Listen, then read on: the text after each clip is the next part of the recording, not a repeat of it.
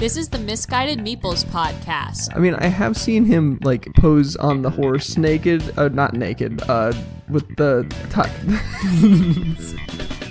Which calendar are you buying? With your hosts, Eric. What do me and Japanese women have in common? Cold-skinned cabana boys. Little alcohol. Familiar names and research. And Natty. Family-friendly content, without a doubt. Show me your tits. Put it in prisoner-visitor bums. It'd be a lot easier. Oh, I thought people kept chickens because they wanted eggs and kind of hated themselves.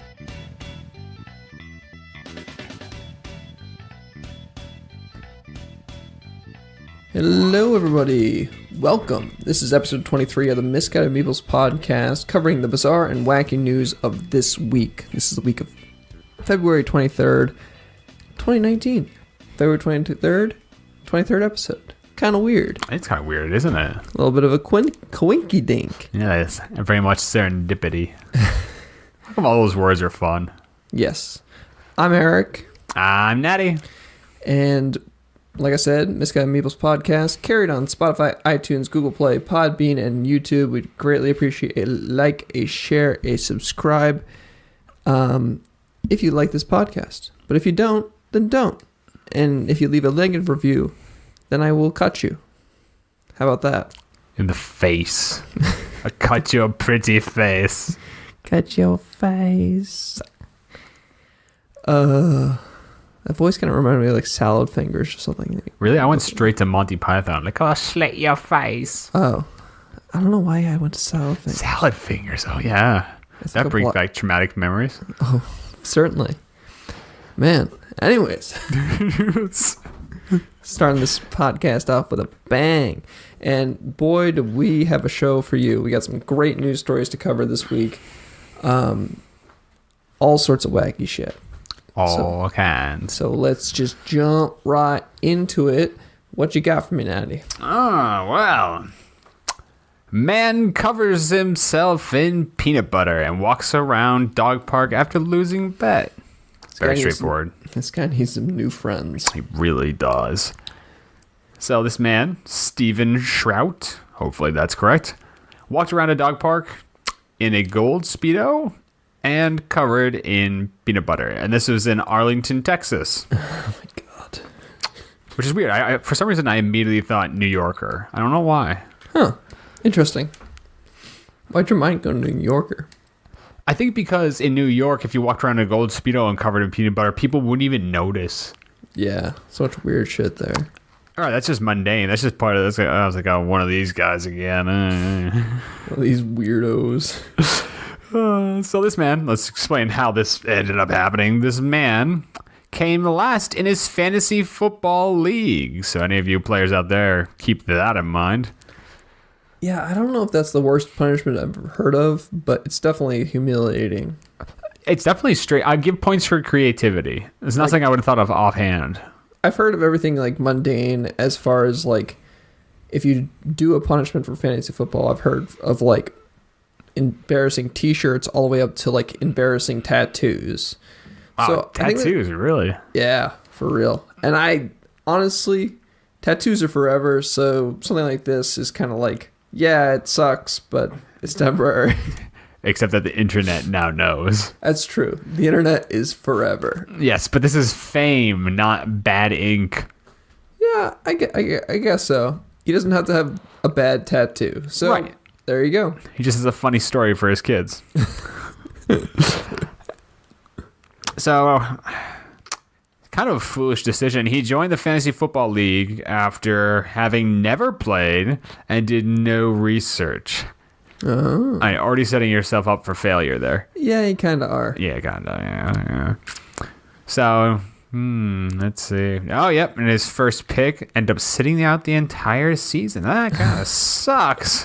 Well, my fellow, if you listen to play fantasy football, he drafted Le'Veon Bell this year in 2018. So that was a fantasy owner's worst nightmare. I'm a big fantasy football guy, so I know that. Yeah, Eric's gonna be the point man on this because I have no idea. I know how the tournament structure goes, and that is the extent of my knowledge.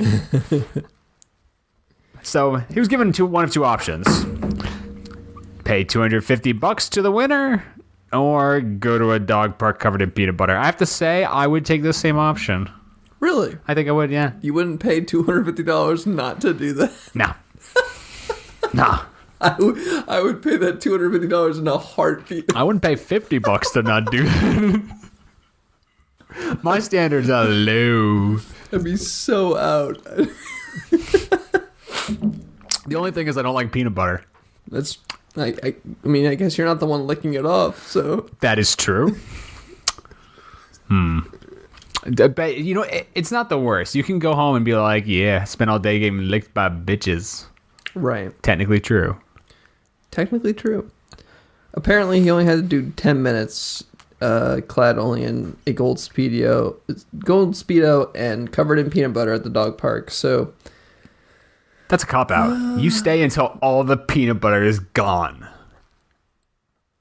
but 10 minutes though, that's not bad. Actually, you know what? I didn't know how long he had to stay. Yeah, 10 minutes is pretty quick. Ooh. I've taken You know, bus rides that are longer, I mean. And more painful. And smellier, too. I might 10 minutes. I might do that now. $250 is a lot of money for 10 minutes. An hour, not so much. 10 minutes, that's not that long. Depends how many dogs are in the park, though, right? I mean, what if you show up and there's like 25? You're going to get like just completely surrounded. Yeah. It's not necessarily a bad thing. It's just going to be weird. Yeah, it's going to be weird. As long as they don't think you're food, you're just covered in food, it should be fine. Yeah, exactly. You never know with some people's dogs, though. That's true, yeah. There are those. Those people. They're usually the ones that stand around the outskirts smoking a cigarette, checking out the young girls. They bring the dogs that have no ability to, be obedient in any sense. Yeah. What the fuck? Really? I can't take you anywhere. God. They took our families. Oh, And covered God. them in peanut They butter. covered them all in peanut butter. Terrible. Just Terrible. awful. Just awful. The captive state. This looks terrible. I don't even know what this is, but it looks terrible. Well, it's a state that's captive. I don't really see the question there. No, it's like some kind of TV show or something. Oh no, it's a movie. Captive State. Looks terrible. Anyways, looks stupid. We've been reviewed. We got it. Looks stupid. Take that, Nick. We beat you to it. Nick, if you really have the guts, you would take me to see Captive State so I can just cement my opinion. Covered in peanut butter. I will do that too. Sure. Gold Speedo, peanut butter. Yes. I will be the most popular guy at the movie theater. You will. It'll be great. It'd be like the first movie I've seen in a while. I don't think I can't remember the last time I actually went to a theater. Oh my god, I think last time I did was game night, and that was like early 2018. I think mine was Dunkirk. Dunkirk. That's like 2017, right? Yeah. Holy shit. And I didn't go because it wasn't my choice. Someone offered to pay to go to the theater because it was the one they did in like the 50 millimeter. It is very authentic and only showed in like 50 theaters. Very hipstery kind of shit. Oh, gotcha. It was good though. Huh. Interesting. Like a war movie. You're not like I don't picture you as like a war movie kind of guy. Well, you so- know I'm not unless it involves Middle Earth. Right. Yeah. Yeah. Obviously. Yeah, obviously. Two Towers, best. All about Helm's Deep. It's all about Helm's Deep. That Helm's Deep brings that movie together. I've seen that battle scene so many times. Every single time I get chills. It's great. It's wonderful. I will fight you if you think any of the other movies are a better movie than The Two Towers. Toss me. Fight Don't tell me. the elf. Fight me IRL. Yes. I will back you up on that one. Yes. I like this quote here. Back to Steve, or Mr. Shroud. Is his name Steve? Did I get that right? I'm not sure. Steve. Yeah, it's Steve. Back to Mr. Steve. My strategy was to do it as fast as possible and hope that not many people would see me. As you do. A lot of dog owners just wondered what I was doing, and then when I say I lost a bet, they just laughed, which makes sense. Yes, unfortunately, doing it as fast as possible. I hope no one sees. We're seeing this across the country, Yeah. so... And there's a video of this too, which is why the news got out, basically. Some bystander took a video, and it's pretty much gone viral. He has learned a valuable lesson, though, and that he will not play fantasy football again. He will play fantasy football again, but probably not with the same guys. Yeah. To that, I say, good for you. Good job. The moral there is your friends are dicks. Yes, 100% assholes. But the thing is, he had an out. He could have paid his way out. Yeah, that's true. He could have paid his way out, so maybe not terrible. I get it, but I don't know. There are leagues out there that I do a couple of leagues that are for money. So you pay dues at the beginning of the year, and the top 3 or top 2 get money. Yeah, I thought it was weird that you paid a sum at the end. Yeah, it seems weird that the loser paid the winner. That seemed odd to me. Maybe it's an additional treatment. Some people do a trophy for the last place person as kind of humiliation. But You have to keep the trophy as a physical embodiment of your shame. yeah, Oh, cool. Yeah. that kind of got popularized by the league. Oh yeah, I can see that. That show, and they had a trophy called the Sacco, which was a bull sack. Okay, that's what I was picturing. Good. Yeah, it was exactly what It was you like thought. those truck nuts that you get. Yeah, but for for real, it was ugly. And a picture shall be found. So yeah, basically, you can see a video of Shrout's nutty adventure on YouTube if you just look it up. And that HuffPo article Don't get excited. takes you there. The nuttiness is on him, not part of him. Right. I might call an audible here then. I think we have a good transition into a different article that we're going to cover last, but we can cover it second. Ooh, flipping Yeah. the script. Right. Oh. Turns out Sacco is also a soccer player. That's what I found. I mean, we are talking about Sacco and a nutty. It does seem to have some relevance, doesn't it now? A little bit. A little bit, just a little touch. bit. And it's kind of funny. It's kind of funny. And it's kind of related. Anyways, speaking of nuts, speaking of nutty, There's a transition you didn't see coming. speaking of a transition you didn't see coming, and speaking of transition I didn't see coming, and this speaking of a transition that this woman definitely didn't see coming. Well, there's not much to have there, you know. Well, she didn't see it coming the night of anyways. Man with micropenis to sue wife for telling everyone she discovered his secret on the honeymoon. Which is his micropenis. Let's just clarify that. There's not another deep hidden secret. Yes, he's a man with a micropenis. The bride posted an update to Facebook about her situation, saying, basically outing him but not naming him on Facebook in a post, and just said, found out on the honeymoon that it's micropenis, and her husband was keeping a secret. I mean, is she anonymous? Because if not, then, you put one and one together. It's pretty obvious. Yeah, basically. Oh, let's get the survey. What the fuck? The Mirror is trying to make me take a survey? Screw you. So, basically, as a result of all of this, the man is threatening to sue his wife after she wrote this op-ed on Facebook. She felt he had lied and tricked her, so she decided to share the story on Reddit to get some advice. Her husband found out the post and now is terrified someone will work out that it's him, obviously. So, yeah. He doesn't want anyone to know about his baby carrot. She posted an update on the website explaining that the post went viral after someone shared it on Facebook. So it went from Reddit to Facebook. Yeah, usually it's the other way around. That's something.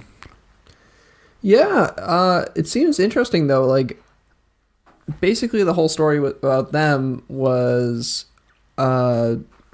he kind of covered up the fact that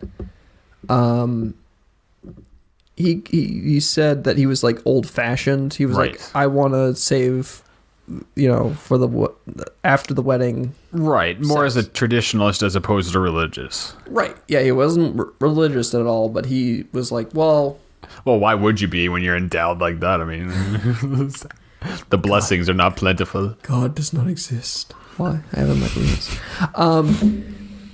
Yeah, no, it seems odd. It seems like really weird. They were engaged for 6 months beforehand, and then after that, they decided to, go on the honeymoon. And after the honeymoon, obviously things come out. You don't see much of it though. I mean, it's just the thing comes out. The thing on the honeymoon, and it seems kind of like an odd situation though. Like, why? His reasoning was that he felt like she would leave him if she knew that. Correct. Right. So he thought it'd go better if they were married, and then he just whipped it out. Yeah, maybe if they consummated the marriage first, that it might go better. We need penetration to consummate, so I'm not sure how that panned out.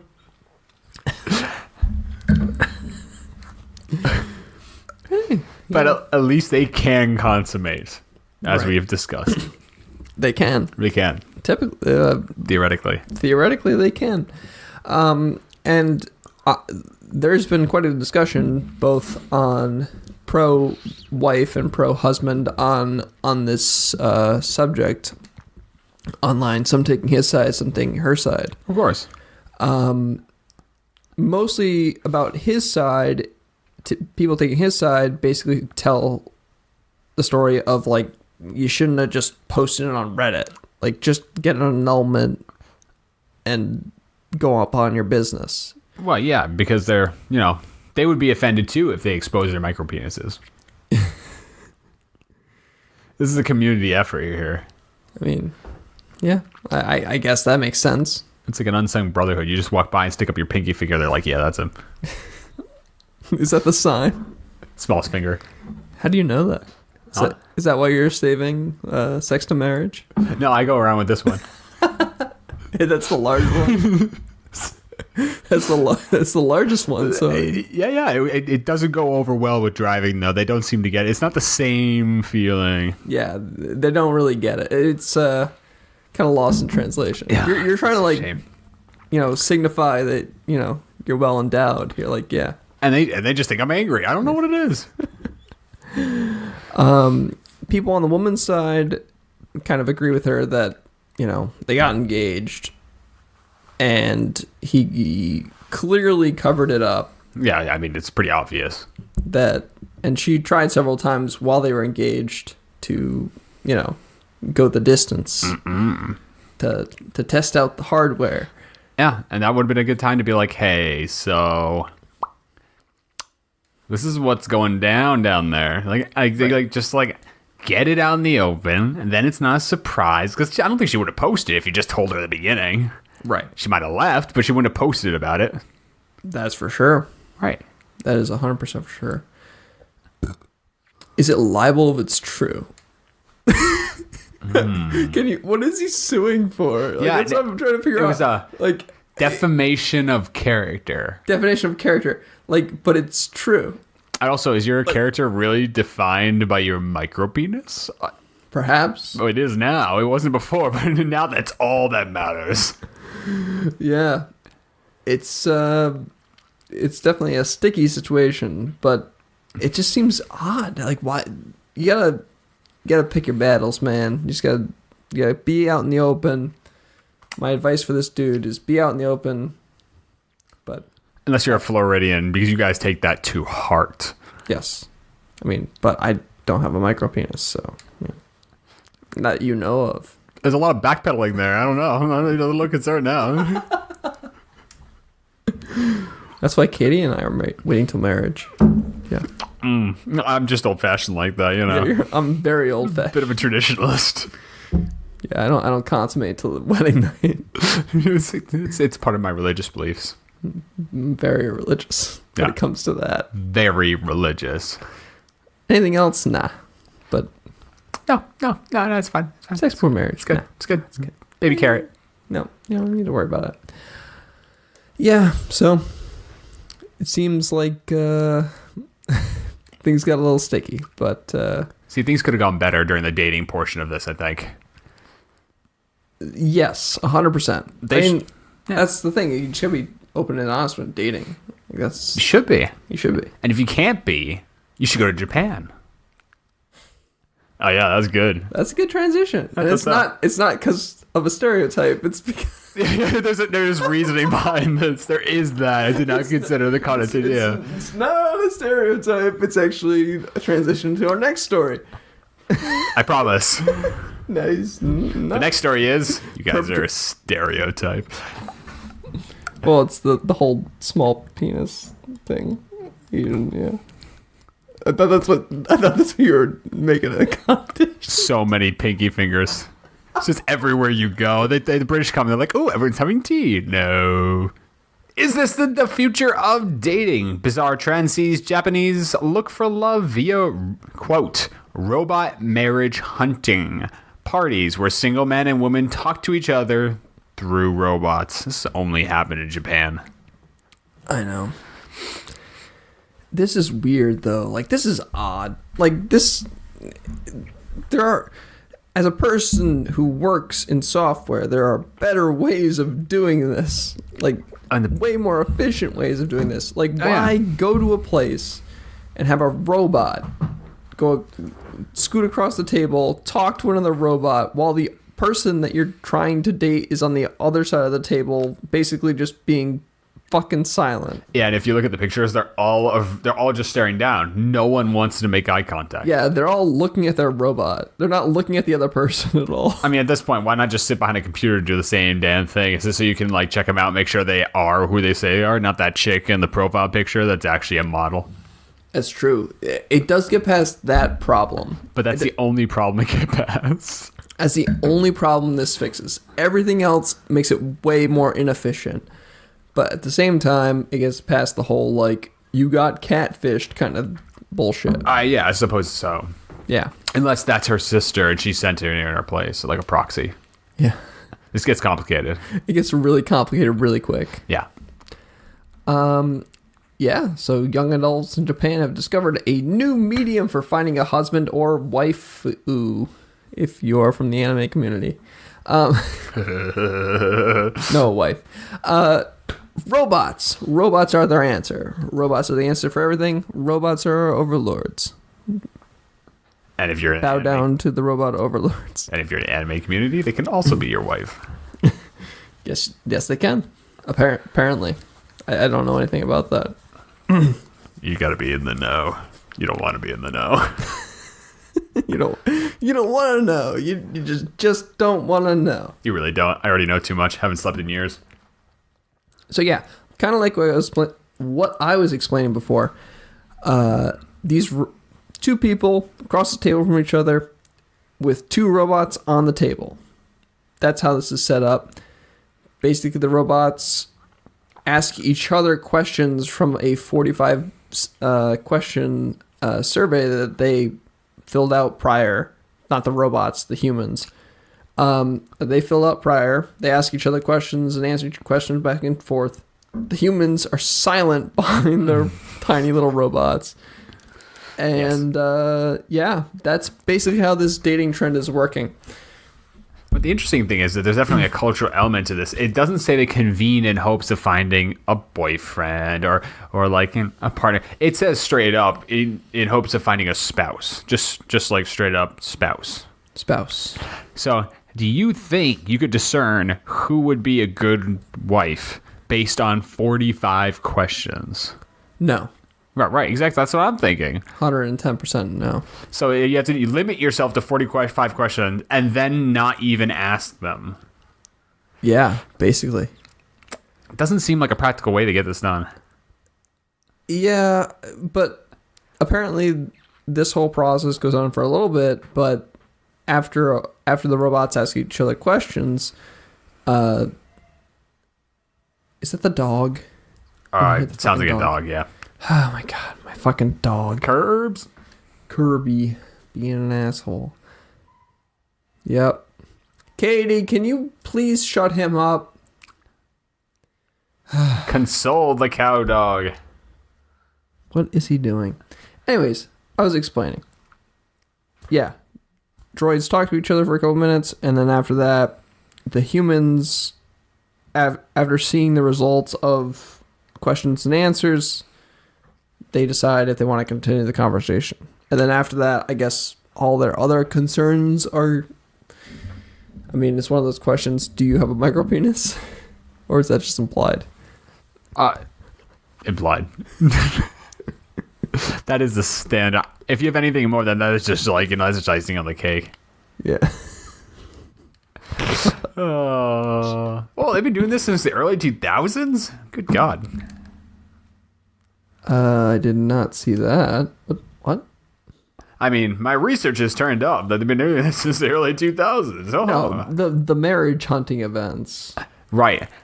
But not necessarily robot Not the robot part. So how much money in technology and development did it take to host a robot dating service? That's a good question. I feel like it doesn't. Too much. I don't think there's a profit in this. Too much. Yeah, too much. No, I don't. Unless it's so efficient. Unless it's just so good at getting you the husband or waifu that you want. It just no. No, because frankly, if that robot's so good it can convince you, then you're gonna end up boning the robot. That robot is very suggestive. It's Japan. It's not impossible. But essentially, these are just speed dating events, except the participants are looking for a quick fling or a relationship. They're looking for a marriage. I wonder if like Tinder would like do this in the future, like have events where their software is like implemented on like a tablet or something. Huh. I mean, I can see that. It could work. Like you go to a bar, it's like sponsored by Tinder. Tinder, feel free to pay me royalties or bring me on if you ever hear this. But yep, we'll take that. You know, the cab sov is kicking in here. This is how I got all my good ideas, like this podcast. Maybe you're at a bar, get some tablets. Yes. Everyone logs in. Yes, You got everyone's profile who's in the bar. Okay. And when you walk in, you kind of get like a little invite. It goes like, oh, here are the people that you should talk to at the bar. Like, and it goes on your smartphone, the tablet. Based on how you match up. Yeah, basically, because they already have all your... We already know from Alexa and all that bullshit. Yeah. They know how you masturbate. They know what you do. They know if your relationship's on the rocks. They know if you're single. They know if you have a micropenis. They know... Alexa knows. They definitely know that. Alexa judges, too. Alexa judges really hard. And basically, since that, they have all that data. They just upload that to the cloud, and magic happens. And voila, you get a couple dates, and then you get like an invite to go see that date. And then that person goes on their smartphone, and it's like, oh, this person that you should go talk to arrived. Here's an icebreaker, too. Why not? Just throw that into the software. How did we do this in the 50s? Like, how did this whole thing work? I know, that wigs me out so much. It's just how'd that work? Just like, hey, baby. Yeah. That's how I see it. People that just didn't have, like, social, like, anxiety back then, I guess. And I don't know. Or if they did, they'd turn into a serial murderer. I also seem to think that everyone in the 50s sounded like Elvis. Oh. In some parts, maybe. Mm-hmm. And just for the record, this article actually supports what I said. It says, it comes as robots have become more and more advanced in recent years, with the likes of sex robots becoming seen as more socially acceptable. So soon enough, you'll be dating the robot, not the person the robot's talking about. Yeah. Yeah. basically AI will be smart enough and like it'll be learning about you through all these different data sources to be the perfect waifu or husbando for you. Right. And it will listen amazing. because it It'll doesn't listen. get bored of your drivel about how the mall was crammed up today. I know. Yeah. It'll be amazing. What? What?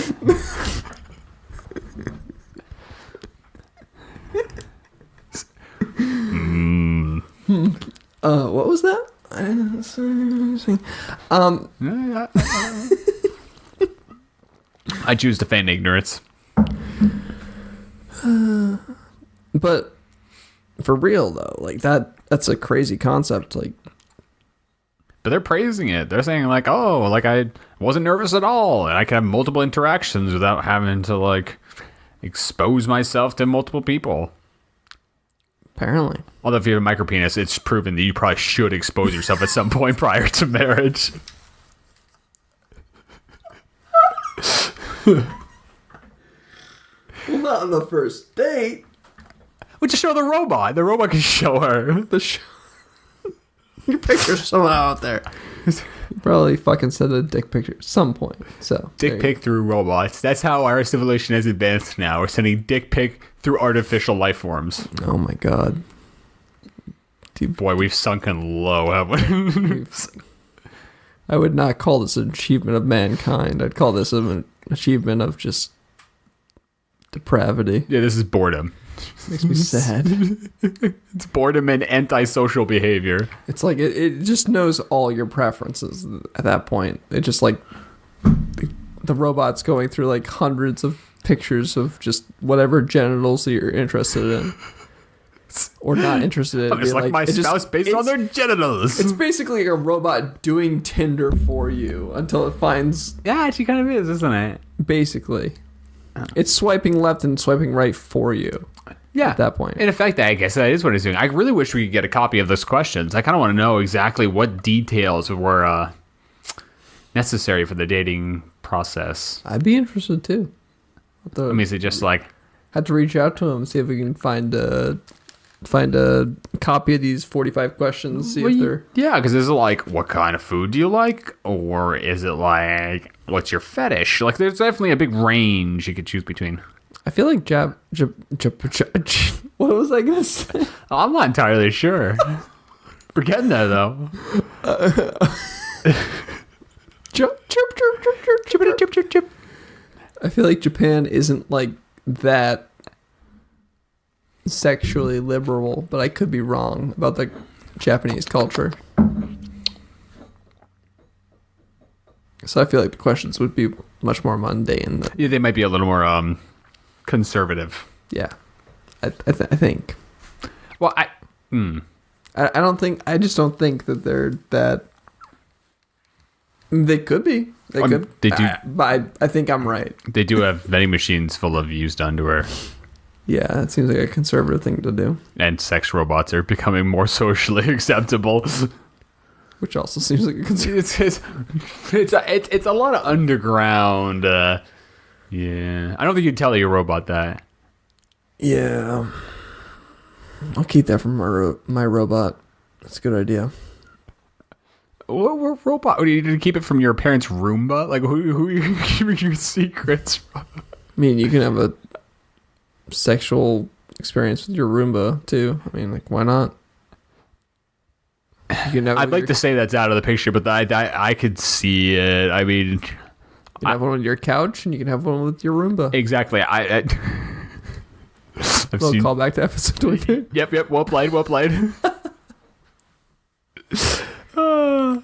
I mean, yeah. If you can consummate with a zombie doll, you should be able to do it with a Roomba. Sure. No. I'm actually quite sure it shouldn't happen. Either one, really. Yeah. But in terms of a Roomba, I think that's equivalent of having sex with a pencil sharpener. It's probably not recommended unless you have a micro penis, in which case you might be spared. You might be spared.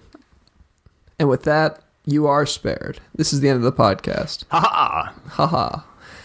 This was episode 23 of the Misguided People's podcast. If you would like to join a conversation, email us at misguidedmeeplespodcast@gmail.com or tweet us at misguidedmeeple. Thank you so much for joining our conversation this week, and we'll talk to y'all next week. Baby carrots.